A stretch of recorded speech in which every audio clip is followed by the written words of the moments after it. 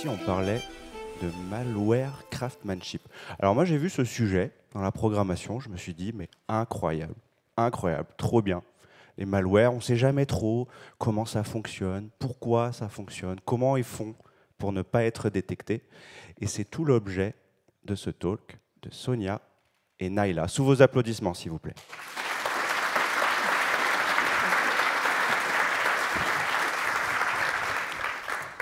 Bonjour et merci d'être là. Bonjour. Est-ce que vous nous entendez bien déjà? Super. Donc effectivement, nous, si on est là aujourd'hui, c'est pour vous parler de malware. Si vous êtes développeur ou développeuse et vous cherchez un travail, on a des bonnes et des mauvaises nouvelles pour vous. Alors la bonne nouvelle, c'est que y a quand même pas mal d'offres qui tournent. La mauvaise nouvelle, c'est qu'il y en a quelques-unes qui sont fausses. Est-ce que vous avez déjà entendu parler d'une campagne de cyberattaque qui s'appelle DevPopper? Non. Pas trop, visiblement. Alors, DevPopper, c'est le nom qui a été donné à une campagne de cyberattaque qui a eu lieu courant 2024 et qui reposait sur un bon niveau de social engineering et qui, notamment autour de faux entretiens d'embauche. Et donc tout commence avec des cibles, donc qui sont des développeurs et développeuses issus de milieux un peu sensibles, on va dire, donc comme tout ce qui est blockchain, cybersécurité. Et ces victimes recevaient un message sur LinkedIn, notamment, avec une offre impossible à refuser, des jobs très très attractifs. Effectivement. Ensuite, les victimes sont invitées dans un faux processus d'embauche, incluant le test technique. Et donc, ils ont demandé de télécharger et exécuter un code à partir de GitHub. Et en fait, c'était un backdoor avancé qui permettait de récupérer les fichiers de l'ordinateur, de les envoyer. Et il était très sophistiqué, persistant, persistait au redémarrage et aussi il a eu plusieurs techniques pour éviter la détection. Alors, pour ce qui est de l'attribution, c'est toujours un art un petit peu diplomatique, hein, quand on doit pointer du doigt sur qui a fait ça. Donc on va toujours mettre des guillemets sur « on pense que c'est attribué au groupe Lazarus », donc qui est ce qu'on appelle un APT, Advanced Persistent Threat. C'est des groupes qui sont en général reliés à des États et qui sont assez sophistiqués avec beaucoup de moyens financiers pour faire leurs attaques. Donc cette attaque, elle est présumément attribuée à la Corée du Nord, avec des gros guillemets, et avec pour motif principal derrière du vol de propriété intellectuelle, puisque en effet, en ciblant des développeurs dans des secteurs critiques, ça permettait de s'infiltrer sur leur machine afin de pouvoir récupérer peut-être des choses intéressantes.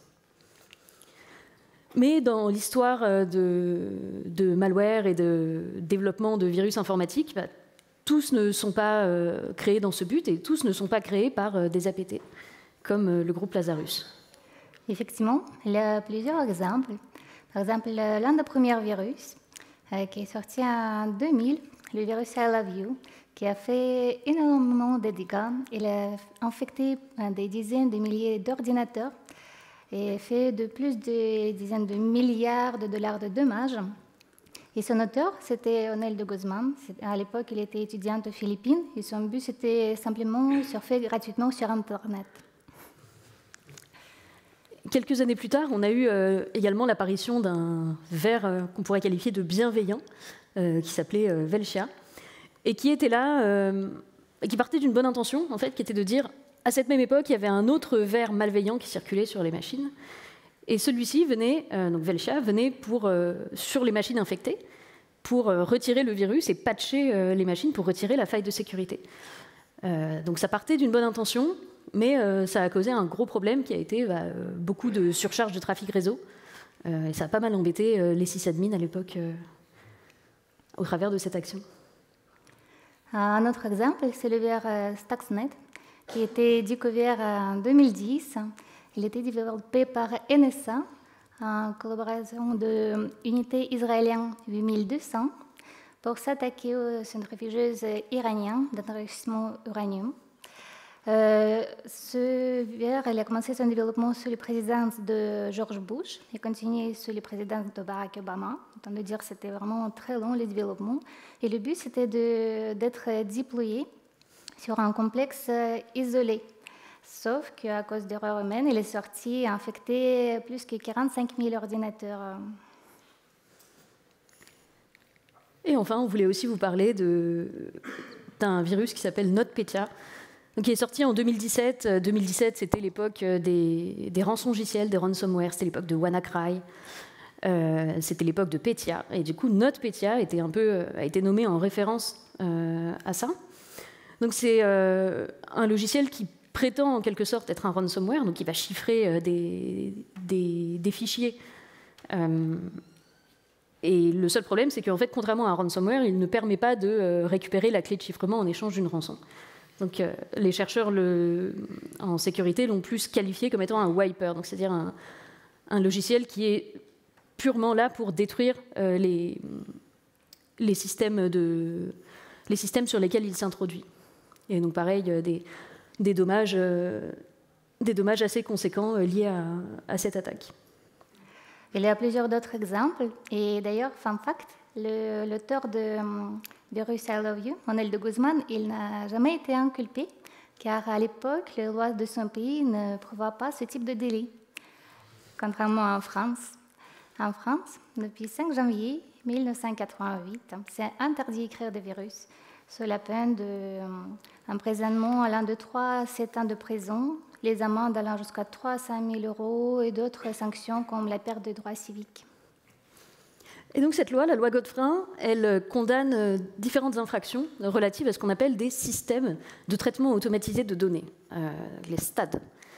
Et qu'est-ce que c'est un STAD ? C'est aussi vague que l'acronyme et c'est un peu laissé au cas par cas à l'appréciation des juges. Et en 2004, on a une autre loi qui arrive, donc la LCEN, qui va un petit peu plus loin et qui condamne carrément juste la détention, la diffusion, l'utilisation de tout ce qui pourrait contribuer à faire ce genre d'intrusion, finalement. Donc, de tenir un virus sur votre ordinateur, c'est déjà illégal, sauf si vous avez un motif légitime. Mais qu'est-ce que c'est un motif légitime ? Ça reste flou et ça reste à l'appréciation des juges. Voilà, du coup, c'est vrai que face à une telle zone grise, on va dire, la loi a été amendée quelques années plus tard, longtemps plus tard, pour donner 2 exemples reconnus de motifs légitimes qui sont la recherche et la sécurité informatique. En tout cas, nous, on fait très attention. Le malware qu'on a analysé, on l'a analysé sur une machine virtuelle, isolée, sans connexion à Internet. Et à la fin de notre analyse, on va le réinitialiser pour ne pas laisser des traces. Et si on se présente ?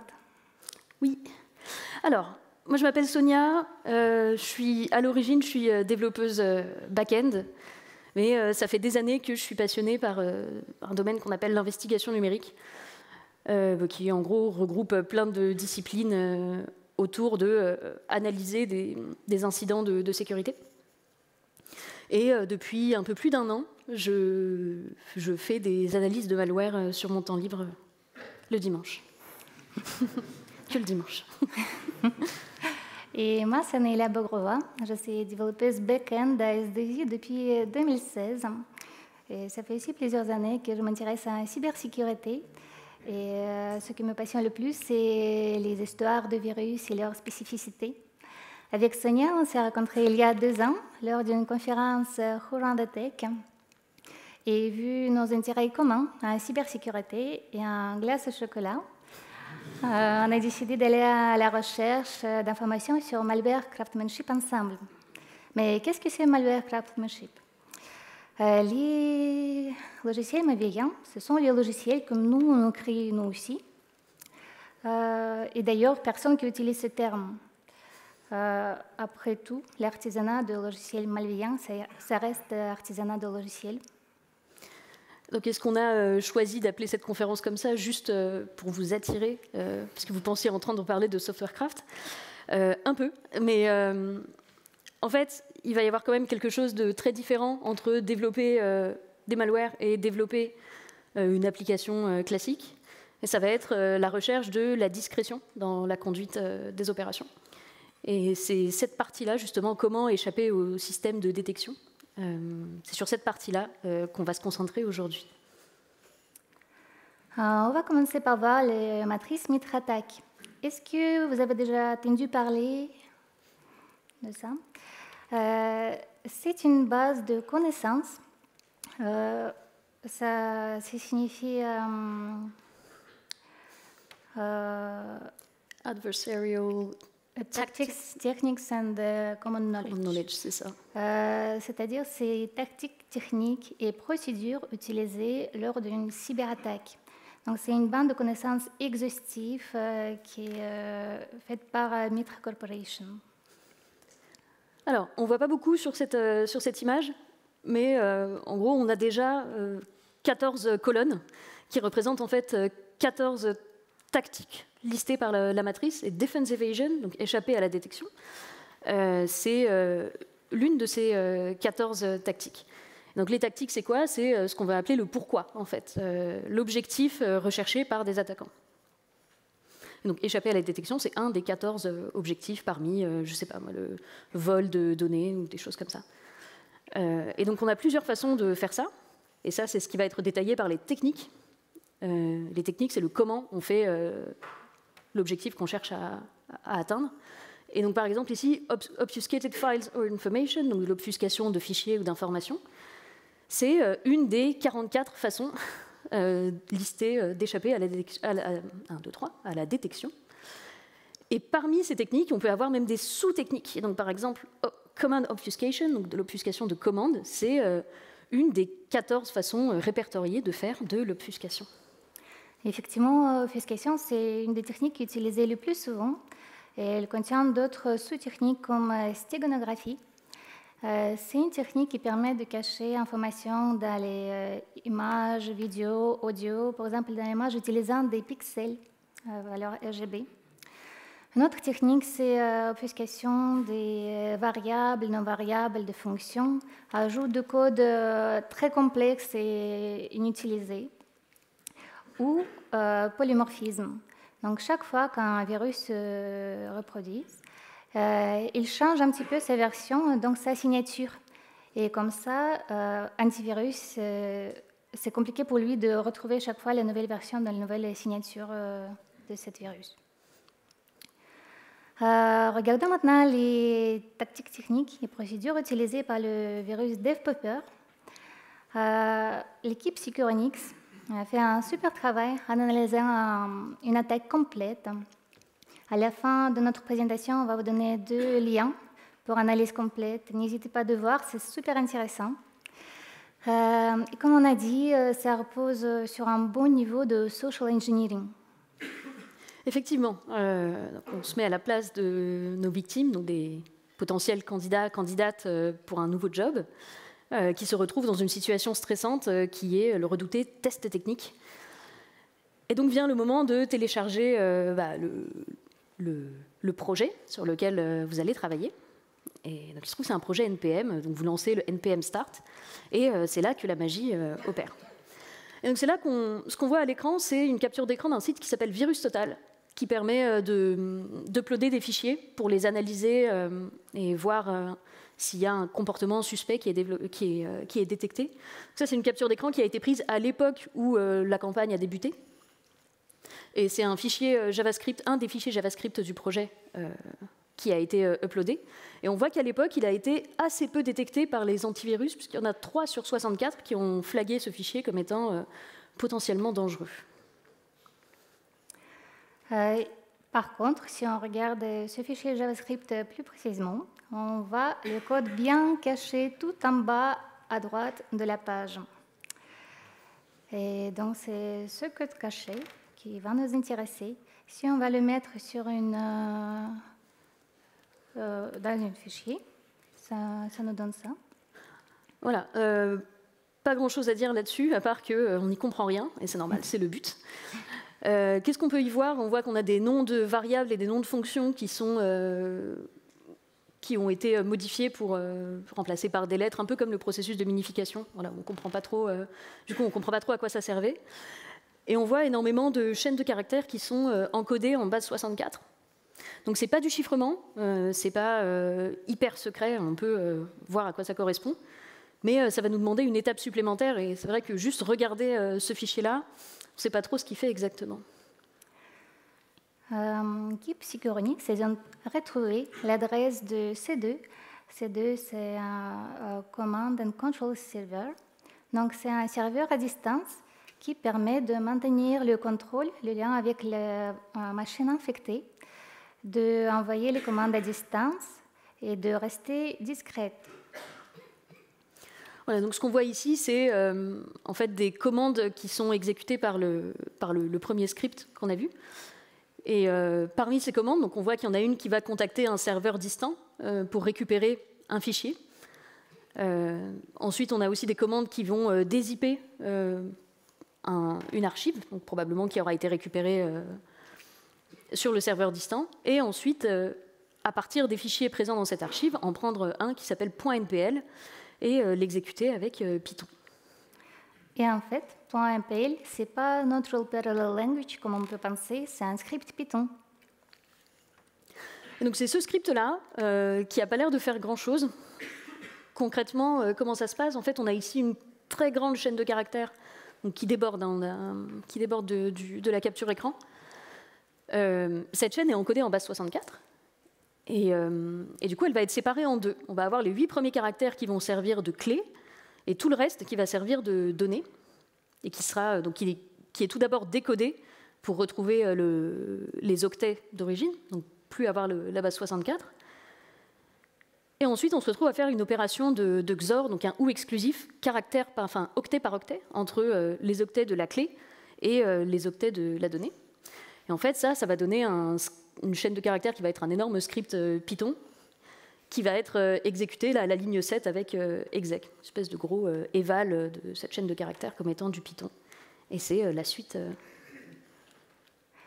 Et donc, ce script permet de se connecter, d'exfiltrer les données d'ordinateur et de les envoyer au serveur distant C2. Du coup, c'est un backdoor qui est mis en place. Voilà. Donc, il y a deux... Nous, on va regarder un peu plus en détail la première partie. Donc, on voit que c'est un peu le même système. Une grosse chaîne en base 64, on décode, on refait un XOR. C'est pareil que tout à l'heure.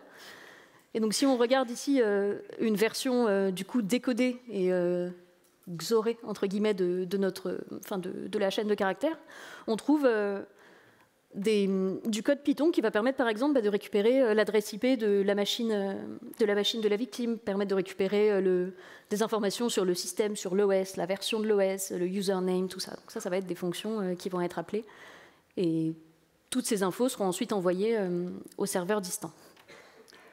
En résumé, ce virus, il peut se connecter à un réseau, récupérer les dossiers, les informations d'ordinateur de la victime, exécuter les commandes, aussi récupérer les frappes de clavier et de presse-papier et tout envoyer sur le serveur distant.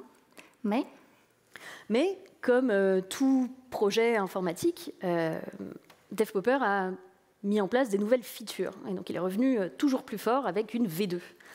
V2 améliorée puisqu'elle prenait cette fois-ci en charge tous les systèmes d'exploitation, et donc pas que Windows.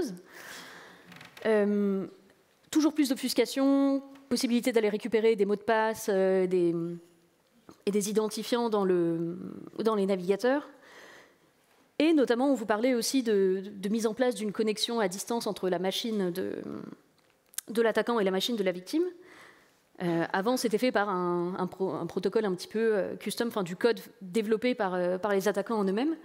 Dans la V2, ils sont revenus et ils se sont cette fois-ci basés sur un logiciel qui s'appelle AnyDesk RMM, qui est un logiciel qui est connu, qui sert de façon tout à fait légitime pour des administrateurs système, pour toutes les personnes qui font du support IT à distance, et qui permettent de se connecter à distance à une machine. Et donc, ils se sont basés sur ce logiciel, en fait, en le téléchargeant du coup sur la machine de la victime pour pouvoir créer des sessions à distance, en se reposant sur ce logiciel plutôt que de passer par un truc custom. Et ça leur permettait comme c'est un logiciel qui est connu, réputé, validé, tout ça, ça permettait d'échapper un petit peu plus au système de détection en se faisant passer pour du trafic totalement légitime. Donc la morale de notre histoire, c'est que si vous êtes dev et que vous cherchez un job, vous pouvez demander peut-être à ne pas avoir de test technique pour votre sécurité. On a vu qu'est-ce que c'est un virus. Mais pour arriver sur l'ordinateur de la victime, il a besoin d'éviter d'être détecté. Mais qu'est-ce qu'on peut mettre en place pour détecter le virus, détecter le malware? Alors, de manière générale, on peut analyser des logiciels malveillants selon 4 axes, on va dire. Tout d'abord, on peut commencer par de l'analyse statique, donc plus ou moins poussée. Déjà, de façon basique, ça va nous permettre en fait, d'extraire des informations sur le programme sans l'exécuter. Donc, voir s'il y a des chaînes de caractères qui sont mises directement en dur dans le code. Est-ce qu'il y a des clés API? Est-ce qu'il y a des choses qui pourraient être intéressantes? Ensuite, on fait analyse dynamique. Donc, on lance l'application et on regarde qu'est-ce que ça fait. Aux premières étapes, on a pu passer à côté de lignes intéressantes qui étaient obfusquées et qu'on pourrait voir à l'étape de runtime.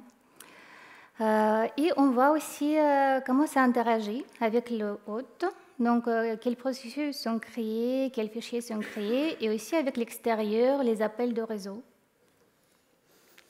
Ensuite, on pourrait faire une analyse contextuelle, donc ça veut dire reprendre un peu tout ce qu'on a pu établir du comportement du logiciel et le corréler à d'autres données.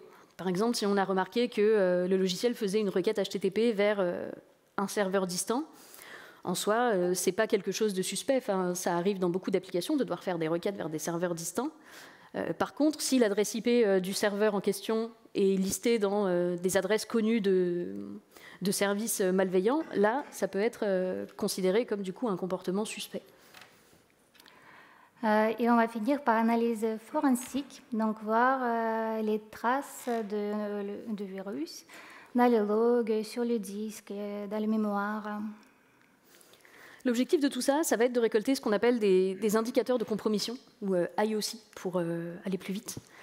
Et ça va être plein d'indices qui vont nous permettre ensuite qu'on va pouvoir réinjecter dans nos systèmes de détection pour pouvoir par la suite dire, bah, tiens, si on les retrouve à nouveau, on sait que ce truc-là est lié à tel comportement suspect, et ça va permettre d'améliorer justement la détection des logiciels. Mais on va voir que tous les IOC ne se valent pas. Le concept Pyramid of Pain permet de voir les liens entre les indicateurs de compromission et la difficulté pour les attaquants de mettre en place, de changer leur technique pour éviter la détection. Donc en bas de la pyramide, par exemple, on a les hashes, donc qui sont très faciles à modifier, puisqu'ils sont la résultante de, si vous avez un fichier et que vous prenez tous ces octets, ça va vous donner un hash particulier, et il suffit de changer un seul de ces octets pour changer radicalement la valeur du hash. Donc si notre système de détection ne repose que là-dessus, on va très vite se faire avoir, parce que c'est très facile de contourner ce genre de mécanisme. Pareil pour les adresses IP, on pourrait changer les adresses IP des serveurs Command and Control. Ce n'est pas extrêmement compliqué à faire, un petit peu plus que changer un hash, mais toujours très abordable. Et on progresse petit à petit dans la pyramide jusqu'à arriver tout en haut, au TTP, donc les tactiques, techniques et procédures. Entre guillemets, la chose la plus difficile à modifier pour des attaquants, ça va être de revoir complètement leur mode opératoire. On peut voir ça sur l'exemple de DevPopper. Donc, dans la deuxième version, le hash et l'adresse de ces deux, ils ont été changés. Mais si on regarde au niveau des TTP, on voit qu'ils sont restés sensiblement les mêmes d'une version à l'autre, c'est-à-dire qu'on est toujours sur un script fortement obfusqué qui permet de récupérer des données sur la machine de l'utilisateur, de les exfiltrer. Donc on n'a pas vraiment changé le mode opératoire en lui-même. Côté, on va dire purement technique, enfin comment concrètement on met en place ces détections, on va avoir plusieurs niveaux, plusieurs couches dans un système d'information classique d'entreprise. Un truc que vous retrouverez souvent, c'est ce qu'on appelle le SIEM. C'est des systèmes qui vont permettre de récupérer des logs de plein de sources différentes, donc que ça vienne des pare-feux, des équipements réseau, des différentes machines du réseau, et de centraliser tout ça pour essayer de déterminer des patterns et de détecter des intrusions grâce à ça. On a aussi un truc qui s'appelle XDR, donc qui est une version étendue au réseau de l'EDR, dont on va vous parler tout de suite après. Au niveau des hôtes, c'est antivirus et EDR qui vont jouer un rôle important. Par exemple, si un certain Martin de la compta qui a ouvert un fichier invoice.exe, en pensant que c'est une facture, et le virus s'installe sur son ordinateur, antivirus, il peut vérifier la signature de cette application et comparer avec la base de données MitraTac pour voir si c'est un virus connu. Côté EDR, elle fait la vérification en temps réel pour voir les processus qui tournent, les appels au réseau qui sont faits, et s'il y a conséquence des actions qui sont suspicieuses, ou il y a des sites qui étaient tagués comme malveillants, qui étaient appelés, il peut s'arrêter l'action.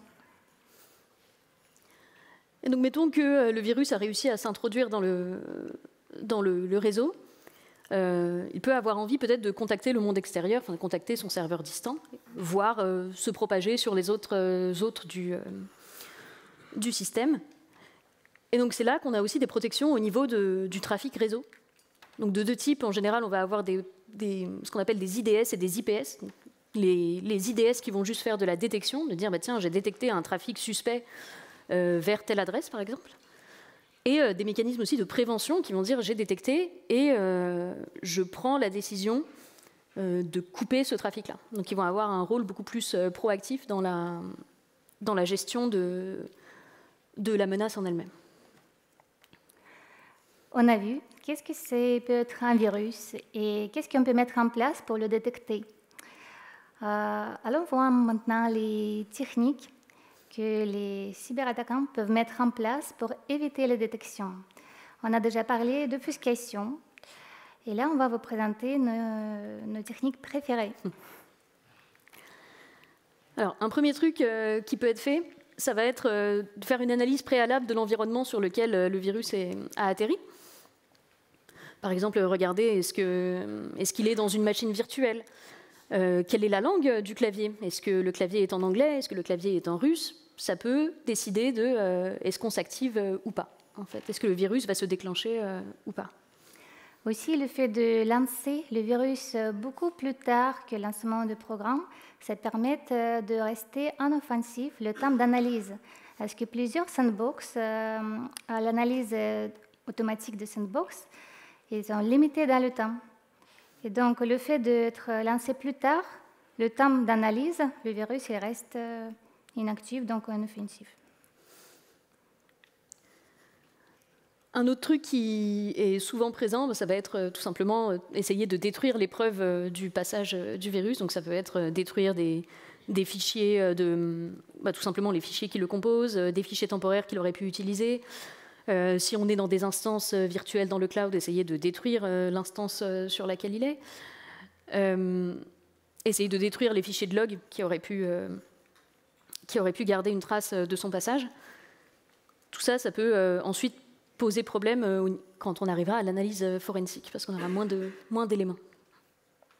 Et enfin, si on a quand même réussi à remettre la main sur le virus, il se peut que parfois il soit livré avec, on va dire, des protections anti-debug, de manière générale. Donc ça peut être de l'obfuscation de code, ça peut être carrément des bouts de code qui vont détecter si un débugger est attaché au programme et prendre un chemin différent pour essayer de ralentir le travail des analystes. C'est jamais quelque chose qui est complètement imparable, mais ça fait perdre du temps au moment de l'analyse. Une autre technique très connue s'appelle Leaving Otherland, c'est-à-dire utiliser les choses déjà installées sur l'ordinateur de la victime. Par exemple, les outils utilisés par les sysadmins, les commandes système, les outils bureautiques comme Google Sheets. Ça, c'est super utile, que ce soit pour des virus ou même des attaquants qui s'infiltreraient, on va dire, manuellement, qui interagiraient manuellement avec le système. Parce que moins on embarque d'outils avec soi et moins on a besoin d'aller récupérer des outils custom sur les serveurs distants, mieux c'est. C'est mieux d'utiliser les choses qui sont présentes sur le système, parce que normalement, les choses présentes sur le système sont validées par les mécanismes de détection. Et donc là, par exemple, un chercheur qui parle d'un binaire qui s'appelle TPM-Tool, qui est présent sur toutes les distributions Windows, et qui est là pour interagir avec le module TPM. Et donc, il se trouve que ce logiciel, quand on l'appelle en ligne de commande avec le driver tracing stop, ce que ça fait sous le capot, c'est que ça va exécuter cette commande-là. Donc, ça va ouvrir un shell et appeler un binaire qui s'appelle logman.exe. Sauf que logman.exe, on voit qu'ici, il n'est pas spécifié avec un chemin absolu. Donc, en fait, il y a possibilité d'exploiter la façon dont Windows résout les chemins absolus pour pouvoir faire en sorte que le logman.exe qui soit appelé ne soit pas celui qui soit attendu, mais soit plutôt un logman.exe de notre choix, avec, on va dire, les features peut-être un peu différentes. Et en ce cas-là, le virus, il n'appelle jamais cmd.exe, ce qui peut être suspicieux. Et il n'y a aucune référence pour le nom de virus. Cette technique s'appelle Hijack Execution Flow. Une autre technique très connue, c'est injection de processus. C'est-à-dire que le virus il voudrait être exécuté dans l'espace de mémoire d'un processus légitime. Donc il y a plusieurs façons de faire de l'injection de processus. Il y a un blog post d'Elastic très bien à ce sujet qui en liste une bonne dizaine. Nous, on va vous en présenter deux. La première, c'est ce qu'on va appeler le process hollowing, l'évidement de processus. Donc l'idée, c'est que le virus va démarrer un nouveau processus par lui-même et le mettre dans un état d'attente. Puis, pendant qu'il est dans cet état un peu de pause, va le vider de son contenu, en fait, une fois qu'il est chargé en mémoire, donc vider son contenu et le remplacer par du code malveillant à exécuter avant de relancer sa création. Si on ne veut pas créer un nouveau processus, on peut aussi utiliser un processus qui existe déjà, qui est considéré comme légitime, et qui tourne déjà sur la machine et sur lequel on aurait suffisamment de droits. Et où là, le virus pourrait choisir d'étendre la zone mémoire affectée à ce processus et d'y insérer le code malveillant qu'il souhaiterait exécuter plus tard. Ah, et voilà, Martin de la Compta, il s'est rendu compte que c'était fichier exe. Voilà, donc on va passer peut-être à une démo, essayer de se mettre dans la peau d'analyste malware et récupérer ce fameux exécutable et voir exactement de quoi il en retourne. Pour commencer, on va voir les sites agrégateurs comme Hybrid Analysis, VirusTotal, malware.com. Est-ce que vous avez déjà pu utiliser ce site-là? Ce sont des sites qui contiennent plusieurs antivirus. Par exemple, le VirusTotal, il contient plus que 70 antivirus différents. On peut envoyer un exe, et donc il sera vérifié déjà en manière statique, comme les chaînes de caractères. Il sera analysé sur un sandbox, donc il sera lancé et ils vont voir les appels qui étaient faits. Aussi, il sera analysé côté tactique, technique et procédure, donc voir correspondance avec MitraAttack. Par contre, il ne faut pas envoyer les informations pro ou perso, parce que toute information envoyée devient publique. C'est vraiment pas un avertissement à prendre à la légère. Il y a quelques mois de ça, il y a eu un problème avec un autre fournisseur de sandbox qui s'appelle AnyRun, any.run. À une époque où il y a eu un petit souci avec des URL Adobe qui étaient flaguées comme malveillantes par tous les systèmes Windows suite à une erreur, on ne sait pas. Tous les PDF étaient considérés comme suspects et ça a déclenché une panique générale et tout le monde s'est mis à uploader ces PDF sur AnyRun pour voir s'il y avait quelque chose de malveillant. Le problème, c'est qu'il y a eu plein de gens qui ont uploadé des PDF très confidentiels. À tel point que l'entreprise AnyRun a réagi en disant on a mis tous ces trucs-là en privé, tous ces rapports-là en privé, parce que ça devenait. Il y avait vraiment eu des données, je ne vais pas dire top secret, mais des trucs hyper sensibles d'entreprises qui avaient été uploadés et qui étaient accessibles à tout le monde en quelques heures, quoi. Donc faites attention à ce que vous mettez sur Internet. Mais du coup, plutôt que de se reposer uniquement sur ce genre de sandbox, on peut aussi voir comment on pourrait créer notre propre lab pour tester les choses en interne. Et donc pour ça, on va avoir deux distributions entre guillemets qui vont être mises à notre disposition. Côté Linux, on va avoir Remnux. donc qui vient packager avec plein d'outils pour aider à l'analyse de malware. Et côté Windows, on va avoir un outil qui s'appelle Flare VM, qui est développé par des équipes de Google notamment maintenant, et qui est en fait un installeur qui permet d'installer d'automatiser l'installation de plein d'outils, encore une fois, sur une VM Windows cette fois-ci, pour aider dans l'analyse.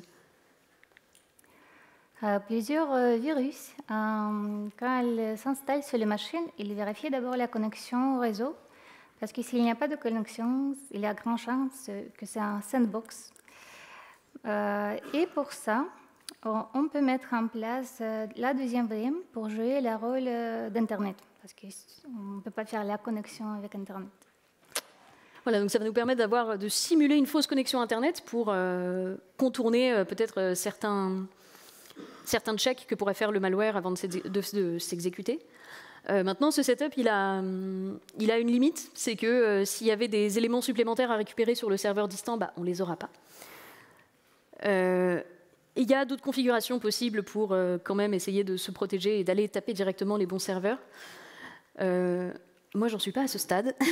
Je vous avoue que je la joue plutôt safe là-dessus. Et il y a déjà pas mal de travail juste avec ce setup. Il y a déjà pas mal de choses qu'on peut détecter. Du coup, si on prend notre exécutable et qu'on l'envoie sur VirusTotal, on voit que VirusTotal nous dit clairement qu'il y a un problème avec ce truc. C'est franchement suspect. On voit qu'il a déjà été uploadé sous plusieurs noms. Donc on retrouve notre proforma invoice.exe, mais il a aussi plein d'autres petits noms. Et on voit aussi que le fichier n'est pas signé. Alors ça, c'est un truc qui arrive parfois, c'est que les binaires malveillants peuvent être signés avec des certificats valides, ce qui leur donne un peu plus de crédibilité auprès des systèmes d'exploitation au moment où ils s'exécutent. Donc là, on voit que c'est pas notre cas.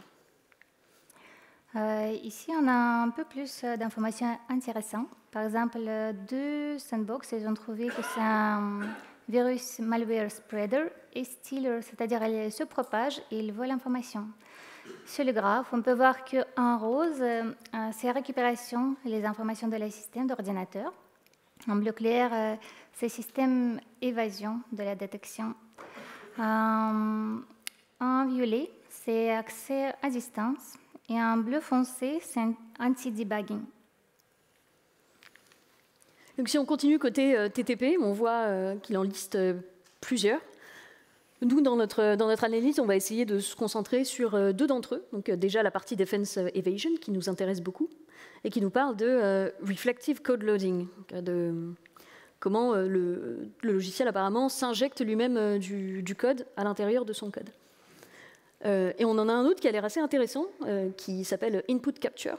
Et donc apparemment, VirusTotal nous dit que il y a quelque chose qui capte de la frappe de la saisie clavier. Donc on est peut-être face à un keylogger ou à un programme qui essaye de récupérer ce qu'on tape au clavier pour peut-être récupérer des mots de passe ou des choses comme ça. Donc ça va être deux hypothèses qu'on va chercher à vérifier par la suite. Donc voilà à quoi ressemble une Flare VM. Ça ressemble à un Windows, mais avec un joli fond d'écran. Et donc on a notre fichier malveillant ici. Et on va commencer par une analyse statique un peu sommaire pour voir un petit peu ce que contient le fichier sans l'exécuter. On va ouvrir cet exé avec PE Studio.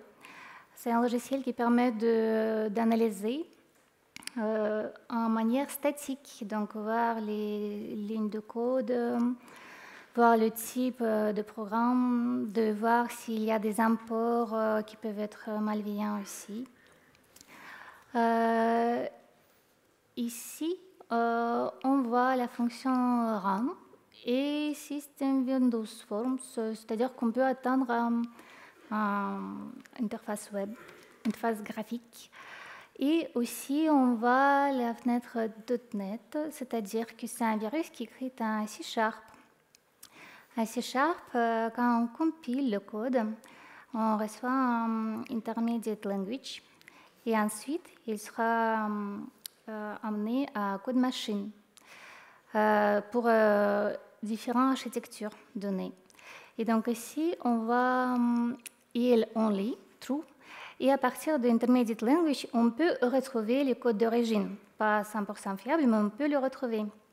Et parfois, il y a un native entry point.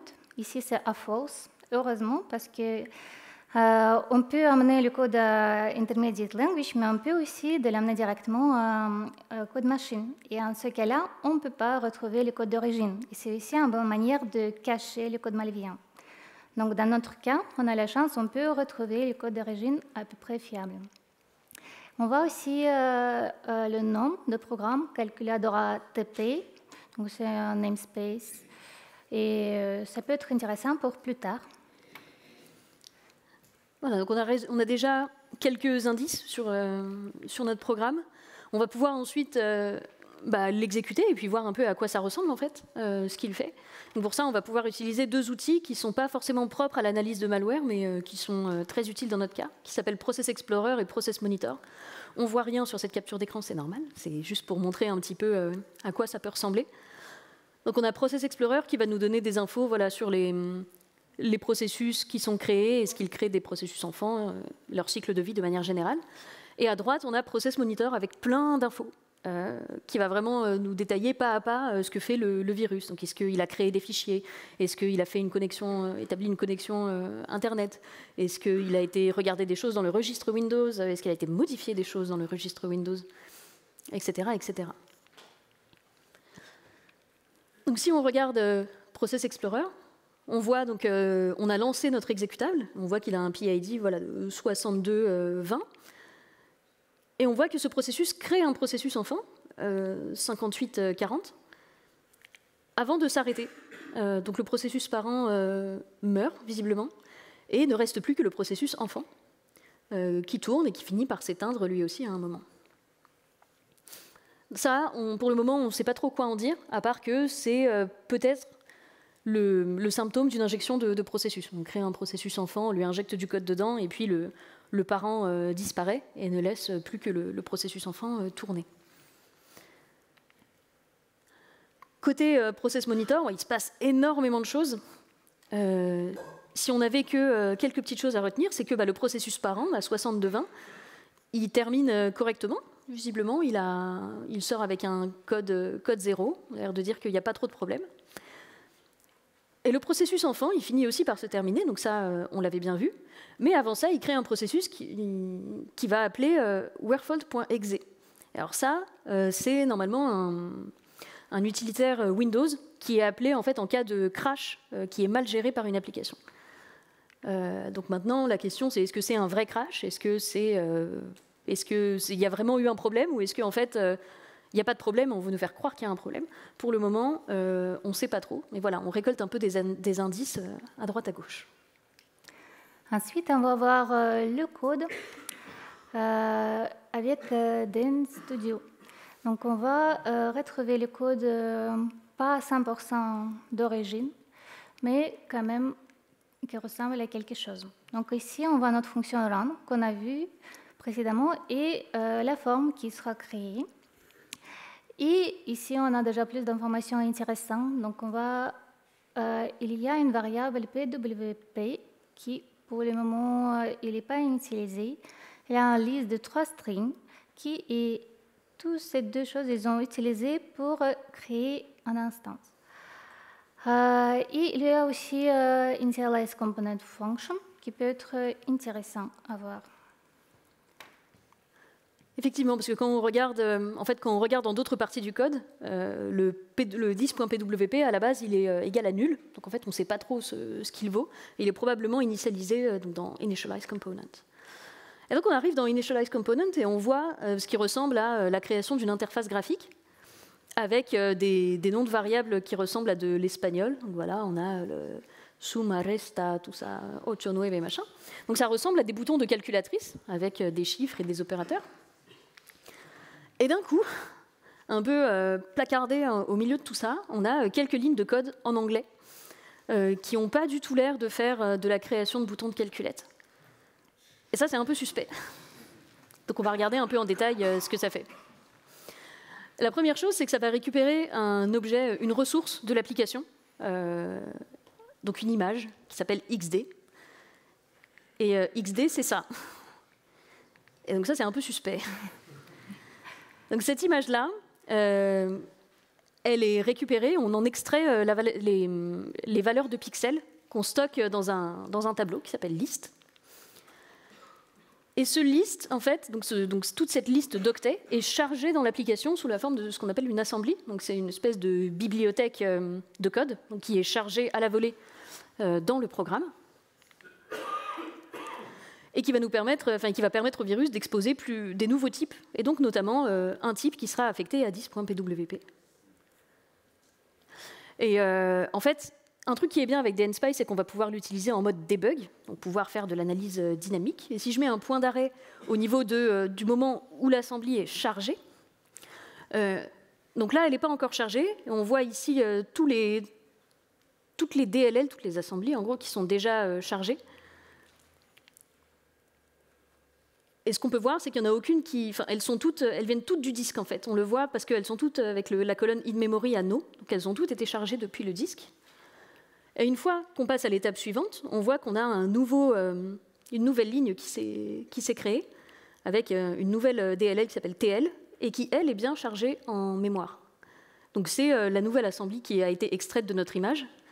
Et ce qui est cool, c'est qu'on peut la sauvegarder pour pouvoir ensuite la réimporter dans DNSPY et voir ce qui se passe. Mais avant ça, j'aimerais savoir un peu ce qui se passe dans ce que c'est 10.pwp pour qu'on sache quoi aller chercher dans ce module. Et 10.pwp, c'est ça. Et ça, ça sent bon et ça sent très très mauvais en même temps. Et donc, on va voir pour la suite notre DLL qu'on a récupéré. Donc, ici, on voit des caractères Unicode, donc c'est encore obfuscation. Heureusement, plusieurs outils pour faire obfuscation, ils sont connus. Et avec d'autres fenêtres, on peut retrouver les codes d'origine. Et donc, si on regarde bien, il y a une fonction avec 3 strings et il y a un qui est utilisé. Et donc, le variable PWP. Donc, ici, on peut retrouver les valeurs pour la création d'instances. Voilà, effectivement, du coup, ce sera ces valeurs-là qui seront appelées dans ce constructeur-là, en fait. Donc, c'est on sait que ça va être la suite de notre analyse. Donc là, ce qu'on vient de voir, en fait, c'est que le début. C'est ce qu'on pourrait appeler un peu le dropper. Donc ça va être ce qui est chargé d'invoquer la suite vraiment malveillante du programme. Et donc on a bien retrouvé le reflective code loading qui a été détecté, donc la charge du code à la volée. On a découvert autre chose, qui est la stéganographie. Pour ce qui est de l'input capture, ça, on n'est pas vraiment sûr, parce qu'en fait, on vient de voir que, en gros, c'est un TP d'une application calculette qui a été sauvagement hijacké avec du code malveillant. Mais du coup, ce genre d'application, typiquement, ça peut détecter de la saisie clavier. Pour pouvoir, si jamais vous tapez les chiffres sur votre clavier, il se peut que l'application y réponde. Et donc, c'est de l'écoute d'input clavier. Est-ce que c'est ça qui a été détecté ou vraiment un keylogger malveillant? Ça, pour le moment, on n'a pas de moyen de le savoir. Donc, c'est un peu affaire à suivre. On a avancé sur cette analyse. On ne va pas avoir le temps de vous le présenter aujourd'hui, mais si vous voulez qu'on en discute après, n'hésitez pas. Conclusion, sur quoi on vous laisse? Sur quoi on vous laisse? On vous laisse sur une petite phrase qui est voilà, pas de panique, ça va bien se passer. Et voilà, restez à jour, gardez vos systèmes à jour également. Et si vous voulez vous tenir à jour sur les actualités cybersécurité, on a quelques liens pour vous. Donc les 2 premiers liens, c'est l'analyse de SecureNX de virus DevPopper, qui inclut toutes les étapes. Il y a aussi les vidéos YouTube qu'on envoie pour regarder concernant EDR, très intéressant. Et comme en Big 2025, on ne peut pas vous faire une conférence sans vous parler d'IA, on vous met également un article sur comment les LLM sont utilisés pour générer du code malveillant quand on sait leur demander correctement. Et également une newsletter Return on Security qui permet de se tenir un peu au courant de ce qui se passe dans cet univers-là. Merci beaucoup. Merci.